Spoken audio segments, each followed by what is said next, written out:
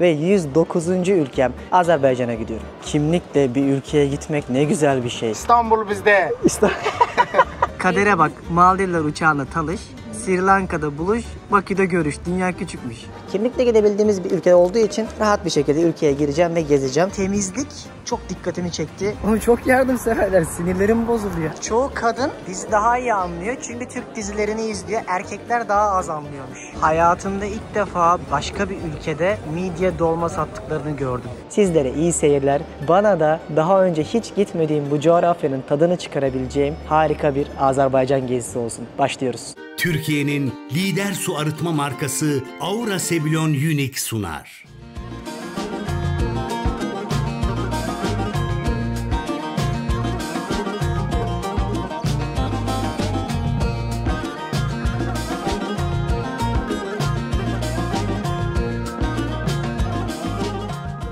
Hanımlar beyler, ben Deniz Pehlivan. Nasılsınız?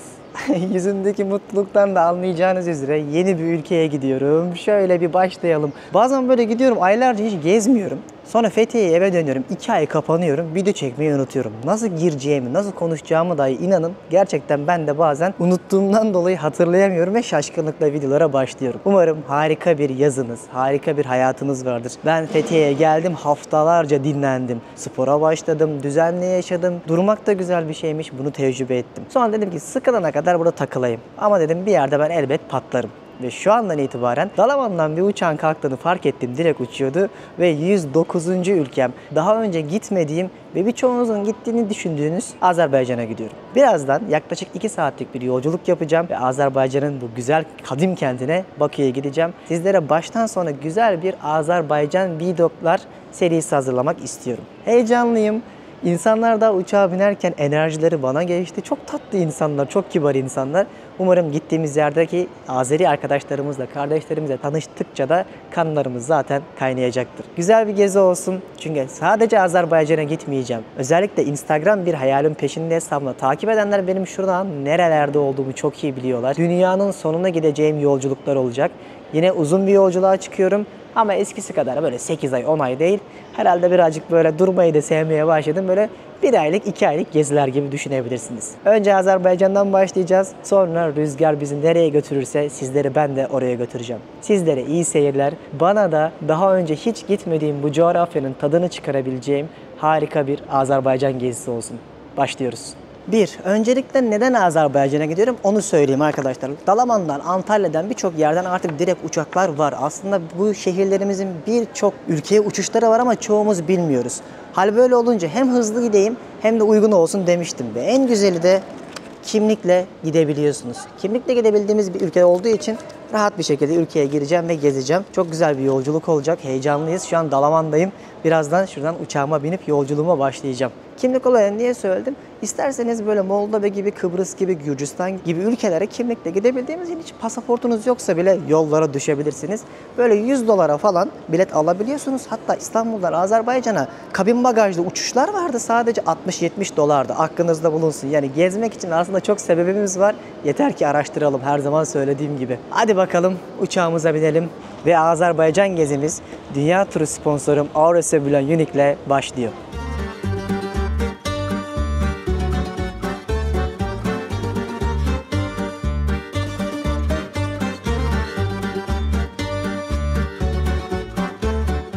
Ya dil o kadar güzel ki, tatlı ki. Azerbaycan dilinin böyle teyyare kalkacak demesi bile insanın yüzünde mutluluk oluşturuyor. Uçağımız kalkıyor.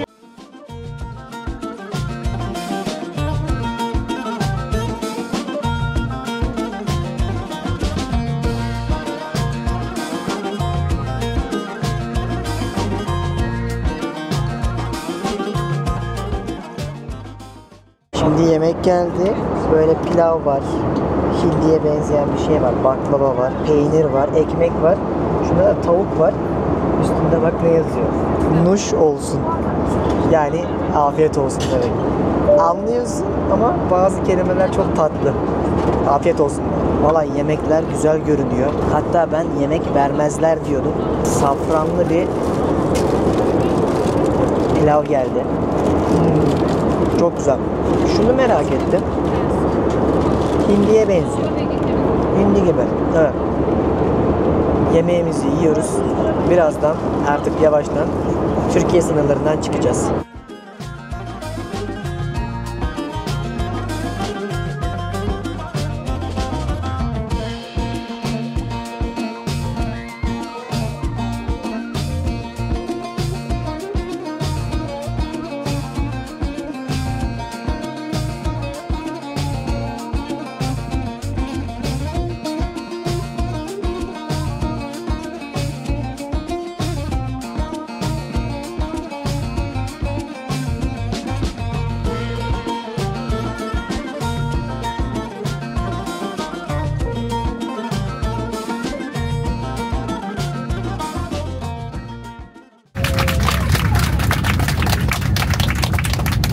Geldik, Bakü'deyiz. Hadi bakalım başlıyoruz. Bay bay. Çok güler yüzlüler ve oldukça sıcak bir Bakü karşıladı. Vay, buranın bu kadar sıcak olacağını tahmin etmiyordum. Yolculuk beklediğimden çok iyiydi. Çalışanlar o kadar tatlı, güler yüzlüler ki yani gülen hostes görmeyi özlemişim, bak net söylüyorum.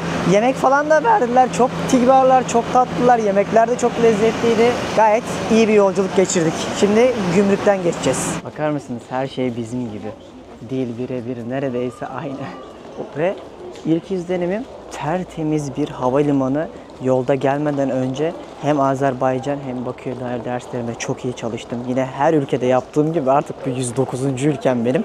Size çok güzel sıralı vloglar yapacağım. O yüzden video başlamadan önce bir bildirimleri açın, kanala abone olun. Yine her zaman yeni ülkede yaptığımız gibi bana güzel yorumlarınızı algoritma için yazarsanız sevinirim. Deniz iyi yolculuklar, keyfini çıkar. Severek takip ediyoruz gibi. Gerçekten son zamanlarda gördüğüm pırıl pırıl havalimanlarından birisi burası. Hadi gümrükten geçiyoruz. Ya kimlikle bir ülkeye gitmek ne güzel bir şey. Dönüş bileti soran yok, pasaport soran yok, otel soran yok. Harika bir kolaylık, hiçbir şey sormadılar ve Azerbaycan'a şu an resmi olarak giriş yaptım. Bunu diyordum işte, bakar mısınız? Çok güzel havalimanı yapmışlar, pırıl pırıl. Hadi bakalım, iyi giriş yaptık, devamı da güzel olsun. Daha havalimanındayken dikkatimi çeken bir detay daha göstereyim. Ziraat Bankası'nın ATM'si burada başlıyor. Kentin içerisinde gelmeden derslerime çalıştığımda dikkatimi çeken bir şey vardı. Çok fazla Türk restoranı, Türk markaları zaten göreceğiz ama daha havalimanına iner inmez görmeye başladık. Bagajımı aldım. Şimdi otele doğru gidebiliriz. Buradan itibaren bir para bozdurmamız lazım. Ülkenin para birimi manat ve burada Bolt'tur, Uber'dir çok yaygın çalışıyormuş. Ne yazık ki bizim ülkemizde bunlar yaygın değil ve turist için bence çok önemli bir olması gereken avantajdır. Biz bunu hala oturtamadık. Çok üzgünüm bu konuda. Ve isterseniz de buradan otobüslerle de gidebiliyorsunuz. Ama fiyatlar o kadar uygun ki dışarıya çıkınca anlatacağım. Polisler var, çekmek istemiyorum. O yüzden kendimi çekiyorum şu anda. Ve bu kapının ardından resmi olarak Azerbaycan'dayız. Var ya, o kadar böyle artık bıraktım ki seyahat ederken anı yaşamak istiyorum. Tek başıma gezmek istiyorum diye bir yola çıkmıştım. Oteli bile şimdi ayarlıyorum. Zaten bu şehirde otel fiyatlarına bakınca daha yolda ya dedim oraya gidince hallederim. Ne var ki dedim Türkiye'deki fiyatlardan sonra. Gerçekten inanamayacaksınız. Yani bu bölümlerin hepsinin sonunu izledikten sonra Azerbaycan'a gelmeye ikna olacağınızın garantisini veriyorum. Otelimi tuttum. Şimdi şehir merkezine birlikte gidelim. Bunu biraz gezi rehberi gibi hazırlayayım ki size. Buraya geldiğinizde en azından hani bu deneyimlerim size rehber olsun. Siz de nasıl gidebileceğinizi, gezebileceğinizi, ülkeye girdiğinizi, şehre nasıl ulaşacağınızı görün istiyorum. Hadi başlıyoruz. Bakın burada Bolt çalışıyor. 12 istiyor, 12 manat. Çok bir para değil yani. 8 dolar falan yaklaşık olarak diye biliyorum. Bakarız sonra paralarına. Şimdi çağıracağım. Beni 30-35 dakikada otelime bırakacak. Direkt kapının önüne kadar. Limandan hadi çıkalım. Bu sefer sırt çantasıyla gezmiyorum. Çünkü artık belim ağrıyor. Yalan söylemeyeyim. 20'lerde iyiydi de son 1-2 yıldır belimin ağrıdığını hissediyorum. Of, sıcağa bak. İnanılmaz bir sıcak. Öyle değil işte bura. Fethiye'yi aratmıyor. Bak şu otobüslerle 1-2 manat verip direkt önünde de alabiliyorsunuz biletlerini. Merkeze gidebiliyorsunuz ama sonra iniyorsun, bavul taşıyorsun. Ben onunla uğraşmak istemiyorum. Bir an önce gezmek istiyorum. Akşam olacak çünkü. O yüzden Bolt da çok yaygın olduğu için çağırdım, bakalım Bolt'u bekliyorum. Şu an hissettiğim sıcak 40 derece civarındadır. Ne kadar çok beni Azerbaycan'dan tanıyan var. İnanamıyorum. Gerçekten var ya, insanlar tanıyor, selam veriyorlar. Hani Fethiye'de alıştım, yemek yiyemiyorum ama gerçekten teşekkür ederim ilginize. Azerbaycan'da böyle bir şey beklemezdim. Geliyorum abi. Taksiden çok Bolt var. Deniz. Nasılsın abi, iyi misin? Çok sıcak ya. Vallahi yaz gelmiş. Ah, teşekkür ederim. Burada Bolt ne kadar yaygınmış. Abi çok istiyor abi. Evet. Oh be, arabanın içi mis vallahi. Soğuk olmuş. Ne? Hizmete bak. Hizmet süper. Hizmet. Devam. Seviyoruz. Seviyor musunuz? İstanbul bizde. Nasıl keyifler burada yaşamak? Şükür Allah. Allah. Güzel. Memnunsun. Memnun. Ee, Prezident Aliyev güzel insan. güzel, Aliyevi de seviyorum. Devletimizi o koruyor. Mutlusunuz. Seviyoruz. Turizm nasıl ya? Bayağı kalabalık Turizm gördüm. Süper. Sibriz'e git. Sibriz'e çinmeye. Yüzmeye, çinmeye. Evet. Sibriz mi? Yakın mı o? Yakın burada yakın. Benim dönüş biletim yok. Ne zaman istersem o zaman döneceğim Türkiye'ye. Yüreğin nasıl ister öyle. Nasıl iste, yüreği. Mutlusun yani burada. İşler de güzel. Güzel abi şükür. Yemekler de güzel. Yemek süper. Dünyanın en güzel yemekleri Azerbaycan. Azerbaycan. İnşallah deneyimleyeceğiz. Yeni geldik bakalım. Evli misin? Evliyim abi. Evlisin. Azeri mi eşin? O da. Azeri mi demek lazım? Azerbaycan Türkü mü? Nasıl demek lazım? Azerbaycanlı mı? Azeri de diyorlar, Azerbaycanlı da diyorlar. Çünkü internette okudum, bazı yerlerde Azeri demeyin, alınabiliyorlar gibi bir şey yazmışlar da. Ya abi Azeri de Azeriyiz de biz. Azeri Türküyüz de Azeri. Azerbaycan Türkçe onsuz o 500 yıl bundan qabaqda eyni olub, tamam mı? Peki Aynen. birçok Azeri aslında İran'da yaşıyor değil mi? Çok. Çok fazla. 30 milyon. Öyleymiş ya. 30 milyon. Ben de duyunca şaşırdım. Moskova'da da 3 milyondu. Yapma ya. Azerbaycan'a daha az. Türkiye'de de çoktu. 2 milyon var, 1 milyon ha. Var. Olur. Niye gidiyor bu Azeriler buradan? Gezmeye mi, işe mi? Gezmeye de gidiyorlar, işe de gidiyorlar. Çok Kimin güzel. nasıl yüreği istiyor o. O zaman güzel bir tatil olsun burada bana. İlk defa geliyorum. İnşallah. Burada asgari ücret ne kadar? Minimum ücret. Diyelim fabrikada işte çalışıyor. Normal abi, dolanışıq var. Kaç dolar? İnsanlar burada yaxşı dolanıyor abi. Serbest ha? Serbest. Bak da hamı pahalı arabalar sürüyor. Evet, hep lüks arabalar var. İnsanlar güzeldir. Nereden geliyor bu para? Siyorlar. Evet. Abi bizim neftimiz var, gazımız var, her şeyimiz var.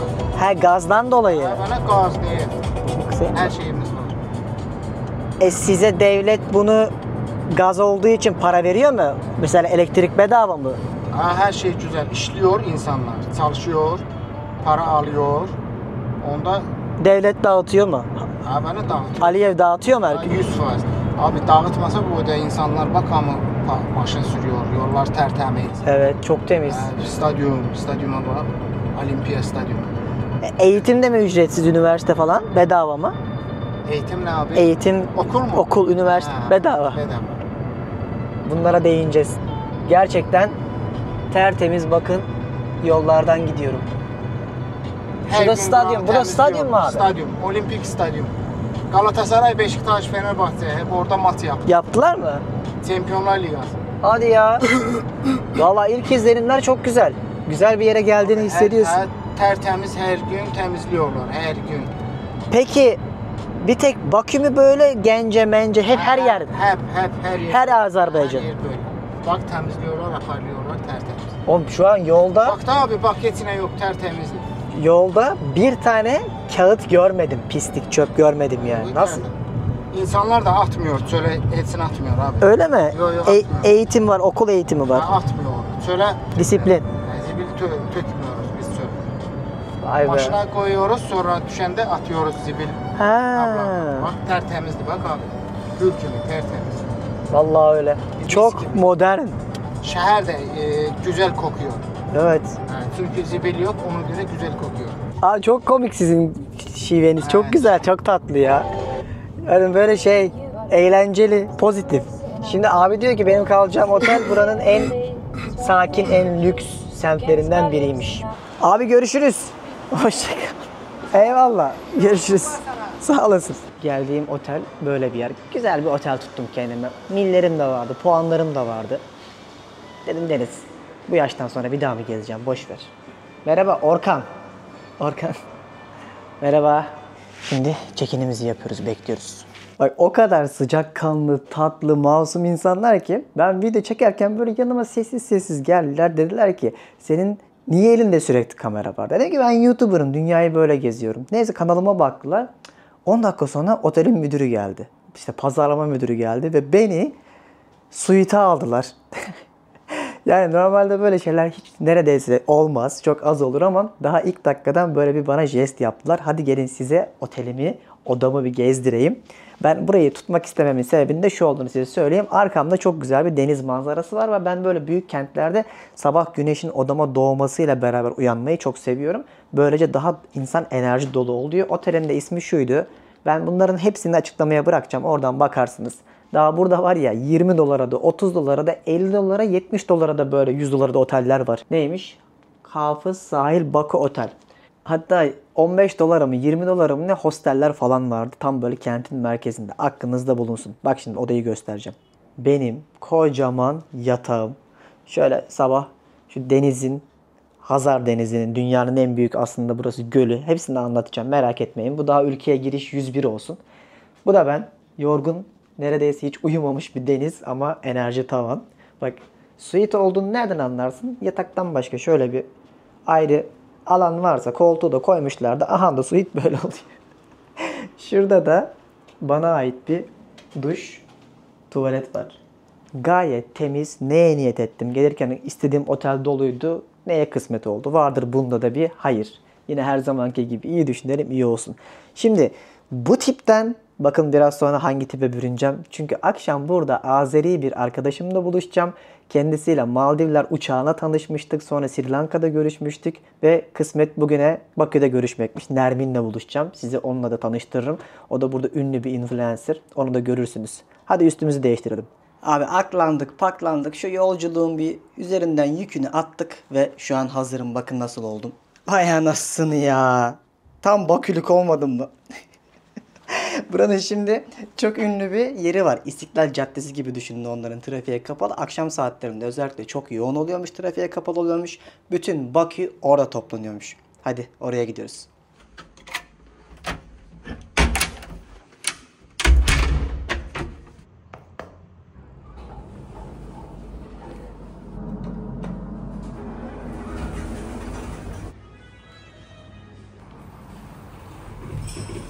Vay vay vay. Alev alıyor. Dışarıda bir rüzgar var.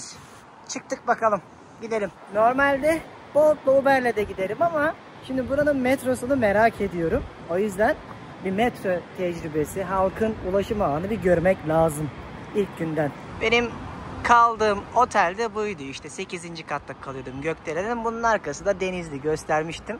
Burayı da sonradan yapmışlar. Fransız kentlerine benzetmeye çalışmışlar. Zaten ilk baktığınızda anlıyorsunuz değil mi? Çatıların o siyah tasarımından dik böyle çatı katlarında daire yaparlar. Paris'te çok görürsünüz. Bunun işte benzerini Bakü'ye yapmışlar. Şimdi metroya doğru yürürken bu gördüğünüz ruhsuz binalar var ya, işte hep Sovyetlerin izleri arkadaşlar. Yıllarca buralara egemen oldukları için bu çirkin binalarda kalmış, böyle blok mimarileri çok yapmışlar. Bu da onlardan bir tanesi. Kentin belli yerlerinde görüyorsunuz ama benim şimdi gideceğim merkez tarafı çok daha güzel olacak. Şimdi bu tarih kısmına çok girmek istemiyorum.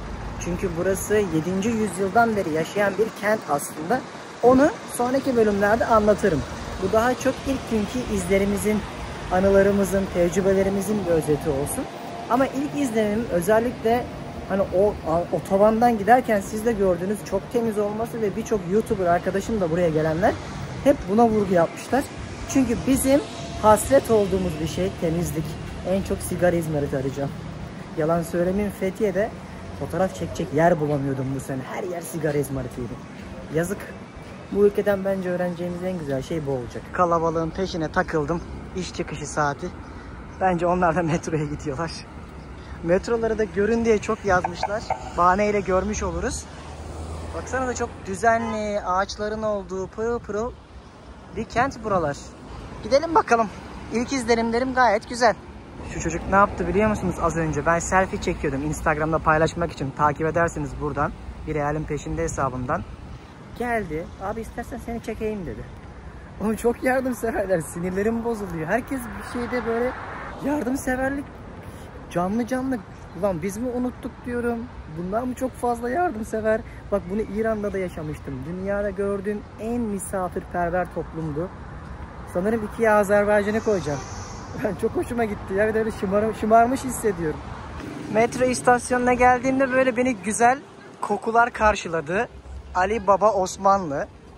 Çörek, lavaş, döner, çift lavaş, şıvarma dedikleri şey standart. Yine döner gibi. Lahmacun. Bunları satıyorlar. Şurada Ağa Dayı diye bir dönerci var. Yani her şey sanki bizim yan mahallemiz gibi. Ama tabii diller aslında birebir aynı değil. Onu da anlatacağım. Onun da bir hikayesi var. Şöyle metroya doğru giderken size bir Azeri halkının günlük yaşantısını göstereyim dedim. İnsanlar şimdi işlerinden çıktılar. Hayat karmaşalarına koşturarak idame ettiriyorlar. Yalnız şahane binalar var. Baksanız ya şunların güzelliğine ya. Bu pastel tonlu oluyor tam. Renkleri o Sovyetlerden kalan düzeni hiç bozmamışlar. Merkeze geldikçe şunu çok göreceğiz. Çok da güzel görünüyor. Hadi metroya binelim artık. Bak dediğim şey oldu. Ben şimdi metroya binerken benim kartım yok. Şurada bir abiler bana dedi ki sen hangi takımlısın? Fenerli misin? Galatasaraylı mısın? Galatasaraylıyım dedim. Beni geçirmediler. Sonra Galatasaraylı bir abi geldi. Benim elime bastı. Şimdi metroya bindim bedavaya. Kredi kartı geçmiyormuş. Para istiyordu çünkü. Param da yoktu. Metroları da bu şekilde birkaç yerde sadece metroları bile gezseniz olur diyorlardı ve çok uygun arkadaşlar. Yani nasıl diyeyim, yarım dolar bile değil. Abi çekmem dedi, anlamadım. Böyle istasyonlar falan çok gezmek için de güzelmiş. Abi şu yeşil hattan kırmızı hatta geçiyorum. Cabbarlı durağına geldik. Oradan kırmızı hattan merkeze gideceğim. Oğlum baksana her şey Türkçe gibi ama tam değil işte. Mesela çoğu kadın dizi daha iyi anlıyor çünkü Türk dizilerini izliyor. Erkekler daha az anlıyormuş dizileri izlemedikleri için. Bunu gün geçtikçe daha iyi idrak edeceğiz. Şu kırmızı hatta doğru yürüyorum. Böyle daha iyi bir tecrübe oldu. Uber'le Bolt'la gitmektense. Şimdi kırmızı hattın olduğu durağa geldim. Burası İçerişehir dedikleri yere götürecek beni. Yani bunların Eskişehir merkezi. Burası da bütün o hatların birleşme noktasıymış. Gidiyorum vallahi, akıntıya kapıldım. Ben de bildiğimden değil. Şu renkleri takip ediyorum. Dünyanın her yerinde aynıdır. Her hattın bir rengi var. Benim gideceğim hat kırmızı hat. Abi metroyu hiç özlememişim. İstanbul'da 10 sene okudum, yaşadım. Bir kere daha hissetmiş olduk.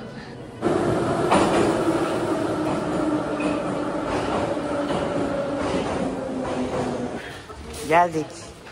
Vallahi önceki durak o kadar kalabalık ve zordu ki binmesi. Buraya sonunda ulaştım. Hiç de metro ile gelmeye gerek yokmuş. Siz yapmayın, gerek yok yani. Bolt'la gelmek daha basit. Sonunda tünelin sonundaki ışık göründü. Çok derin metrolar yapmışlar. Aynı Moskova'daki gibi ama tasarım olarak turistik bir nokta değil bence. Çıkalım bakalım gün ışığına. İşte en ünlü yerine gelmiş bulunmaktayız. Burası kentin tam kalbi, tarihi noktası. Akşamda, gündüzde 7/24 en canlı yerler buradaymış. Buraları gezeceğiz.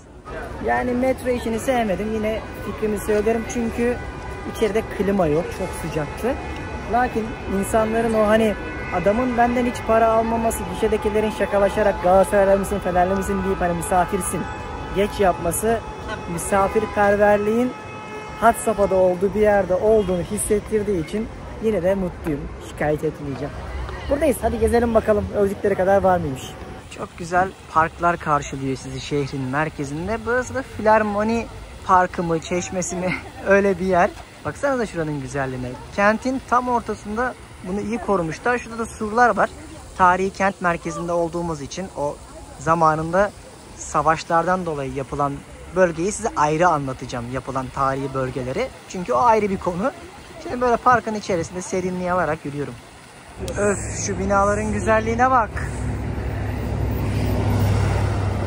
Şahane. Şurada da ayrı bir güzel bina var. Baksanıza.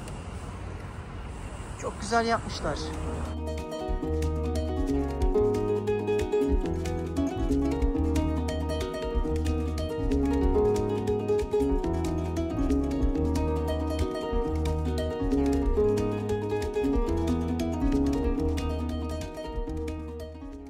sanki Kafkaslara, doğuya gelmişim gibi değil de Avrupa'da Viyana'yı falan geziyormuşum gibi hissediyorum şu anda. O kadar güzel. Böyle ilk defa geldiğim yerleri gezerken ben de çok heyecanlanıyorum, biliyor musunuz? Beyninizin çalışmayan kısmı çalışmaya başlıyor. Çünkü bilmediğiniz için sürekli bir böyle mutluluk hormonu salgılıyorsunuz. Ne yapacağınızı bilemiyorsunuz. Sudan çıkmış balığa dönüyorsunuz ve o heyecanı özlediğinizi fark ediyorsunuz. Seyahatin böyle hissettirdiği şeyler var. Şu binayı ne güzel, bakar mısınız? Üzüm ağacı olsa gerek. Öyle resmen sarmalamaya başlamış. Abi yeşil ne güzel bir şey ya. Nereye koyarsan koy yakışıyor. Şuraya bak, tertemiz pırıl pırıl şehir yapmışlar adamlar. Şehrin dört bir yanına parklar koymuşlar. Ortasına da şairlerinin, yazarlarının, önemli adamlarının heykellerini dikmişler. Bu da onlardan bir tanesi. Çok güzel, böyle park dolaşa dolaşa şu an yürüyorum. Hiçbir plan yapmadım. Tamamen spontane. Yemek falan yiyeceğim. Arkadaşımla buluşacağım. O yüzden bugün böyle gezi planı gibi değil de ilk gün kafa dağıtmalık bir rotayı oluşturuyorum. Sizlere de görün diye nasıl dolaşıyorum ilk günler. Ben de sudan çıkmış balık gibi şaşıra şaşıra gidiyorum ama gerçekten şu düzen ve temizlik çok dikkatimi çekti. Bizdeki o sigara izmaritlerinden sonra, bak yine söylüyorum, dayanamayacağım çünkü sinir oluyorum artık Türkiye'deki şu çöp olayına. Atmayın abi, attırmayın. Atanı da uyarın Allah rızası için. Memlekette, şehirlerde hepimizin çocuklarımıza, turistlere iyi örnek olmamız lazım. Yapmayalım. Bak ben bir turist olarak ilk buna dikkat ettim mesela. Gözüme battı çünkü. Çok güzel bir park daha. Burayı da trafiğe kapatmışlar. Ve şurada da çok ayrı güzel bir bina var. Şöyle bir yürüyelim bakalım ne çıkacak. Şimdi sizi tarihi şehrin merkezine getirmedim bilerek. Hikayeyi anlatmam lazım sonuçta ülkeyle ilgili sonraki bölümlerde. Orası arka tarafta kalıyordu. Surların hemen dışındaki birazcık daha modern kısmını gösteriyorum. Burada kafeler, restoranlar, barlar, ne ararsanız bulabiliyorsunuz. Trafiğe kapalı çok güzel bir bölge yapmışlar. Ve Azerbaycan halkı akşamları dışarıda olmayı, yemek yemeyi çok severmiş. O yüzden bu kalabalığın temel sebebi buymuş ki şu anda okullar kapalı olmasına rağmen sakin dönemiymiş. Bunların bir kıyı şehri var. Yazlık için oraya giderlermiş. Bu sakin hali olduğunu söylüyorlar. Ona rağmen bile herkes sokaklarda. Her yerde bizim markalar var. Bak Happy Moons, Emirgan Süt İş. Şurada The House Cafe vardı. İleride dönerciler vardı. Adımınızı attığınız her yerde Türkiye'den markada görebiliyorsunuz. Böyle meydanın etrafında ara sokaklarda ilk dikkatimi çeken şeyler bunlar oldu.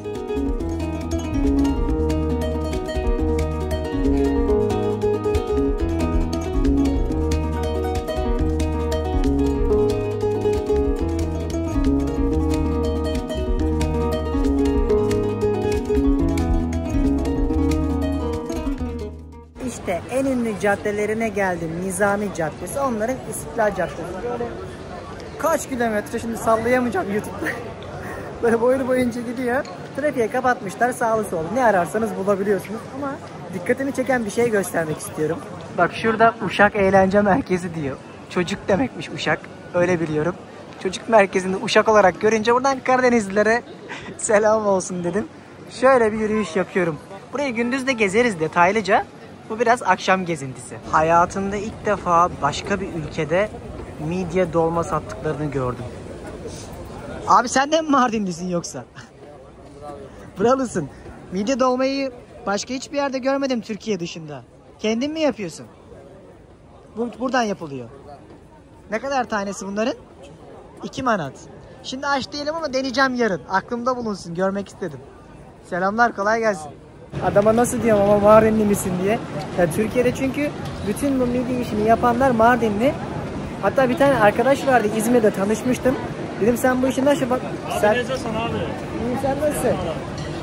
Hoş bulduk. Sen tanıyla dünyanı getirsen. Evet, dünyayı getirsen. Ben sana çok videolara bakıyorum. Evet, eyvallah. Azerbaycan ne zaten, yaxşıdır. Evet, çok güzel şu an. Sen çok videolara bakıyorum. Afrika izlere gitmeyle demek hamısı. Evet, ben sana evet. 14 yıl, 13 yıl bundan qabaq. Ha. O suyu kuyuları zadıp taşıyır. Evet. Eksik olma. Selamlar. Görüşürüz. Selamlar. İnanılmaz tanınıyormuşum Azerbaycan'da. Bugün belki 30. 40. kişi. Canlı gördünüz. Bütün Azerbaycan takipçilerime selam olsun. Denk geldiklerime böyle selamlaşıyoruz. Ha, çocuk demişti ki abi ben midye yapıyorum ama yüzme bilmiyorum demişti. O aklıma gelmişti. Türkiye'de de bütün midyeleri Mardinliler yapar. Şimdi ben size videonun başında ne demiştim? Bu gezinin özetini açıklamaya koyacağım ya. Aslında konaklama olarak da burada çok lüks yerler de var. Buradaki gibi merkezi uygun yerler de var. Kişi başı böyle var ya 30-40 euro, yani 2 kişi 70 euroya, 80 euroya, dolara buralarda da kalabilirsiniz. Ben onların hepsini merkeze ve işte lükse, iyiye, kötüye göre sıralayacağım. Oradan bakın. Eğer burada kalmak istiyorsanız merkezi konumuna göre bir liste hazırlayacağım. Oradan bakarsınız. Ha, buralarda kalabilirsiniz. Bir daha gelsem burada kalır mıydım bilmiyorum. Bana sadece çok gürültülü olabiliyor denmişti. Ben biraz daha deniz manzaralı, böyle ışığın odaya girdiği yerde uyanmak istemiştim. Buralar daha böyle basık olduğu için tercih etmemiştim. Bu tercih size kalsın. Çok acıktım. Arkadaşım da gelmiş. Artık yemek yemeye gidebiliriz. Şimdi yemek yemeye geldim. Sizi arkadaşım Nermin'le tanıştırayım. Nasılsınız? İyi, sen nasılsın? Kanalımıza hoş geldin. Teşekkür ederim. Sizi burada görmek çok güzel. Ya kadere bak. Maldivler uçağına talış, Sri Lanka'da buluş, Bakü'de görüş. Dünya küçükmüş. Düşünürdün buraya geleceğsen. Yani kader işte bir şekilde oluyormuş. Nasıl gidiyor hayat? Nasıl bakıyor? Ben sormak Ben çok beğendim Bakü'yü. Beğendin mi? Çok Yani, güzel. Yani çok, sokaklar tertemiz. Bir şey diyeceğim, sokaklar niye bu kadar temiz? dikkat ediyorlar. Kültür mü burada? Ayıp mı yani çöp atmak? Evet. Ya, Cezası mı var? cezası var ama ayıp mı? Ayıp. Ama çöp atıyorlar mı? O da var. Biraz dışarılara doğru gidersen şehir merkezinden çöpler görebilirsin. Yani ayak uyduranlar da var, uydurmayanlar da var. Ama yine de merkezi çok Merkeze sinir bozucu dikkat ediyorlar. temizdi. Evet, merkeze çok dikkat ediyorlar zaten. Nereleri göreceğiz peki şeyde? Azerbaycan bakacak mıyız? Size tanıştırmak istedim. Yemek yiyeceğiz şimdi. Çok güzel bir yerdeyiz. Eskişehir'in merkezinde. Böyle çok özenerek bir restoran seçmedik. Yemeğimizi yiyeceğiz. Böyle bayağıdır görüşmemiştik. Hasbihal edeceğiz. Sonra günün yorgunluğunu artık atacağız, kapatacağız. Çünkü ben bugün hiç uyumadım, biliyor musun? 4 saat, 3 saat falan uyudum. Yol yorgunuyum hala. Yemek bekliyoruz, bakalım ne gelecek. Ben hiç karar vermedim. Nermin? Ben karar verdim. Umarım beğenirsin. Umarım beğeniriz. Hadi afiyet olsun şimdiden. Şimdi gece oldu. Bakar mısınız? Burası da gece görülmesi gereken çok güzel şehirlerden bir tanesiymiş. Yemek yedikten sonra böyle bir yürüyüşe çıktık. Manzara bu. Şu anda Nermin beni akşam Bakü gece hayatını gösteriyor. Böyle takılıyorlarmış dışarıda. Geçen haftalarda mıydı? Burada mı parti vardı? Burada vardı. Burada büyük bir sahne kuruyorlardı. Ben konuşamıyorum ama. Ama sen sunucusun, konuşuyor olman lazım. Burada bir sahne kuruyorlardı. DJ'ler geliyordular. Festival havası vardı. Festival havası vardı sokakta. Böyle komple eğlenmişler. Şimdi deniz kenarı bir yer varmış, oraya gitmişler. Neyse, sağlar bize kaldı. Dolaşalım böyle. Azerbaycan'da insanlar böyle akşam dışarıya çıkıp yemek yemeyi çok seviyorlarmış. Mekanların hepsi dolu, baksanıza. Çok güzel yerler yapmışlar vallahi, ben çok beğendim. Böyle ailecek çocuğunuzla bile gelip şöyle Avrupa'yı bir yer görelim diyorsanız bence Azerbaycan, Bakü güzel bir yer.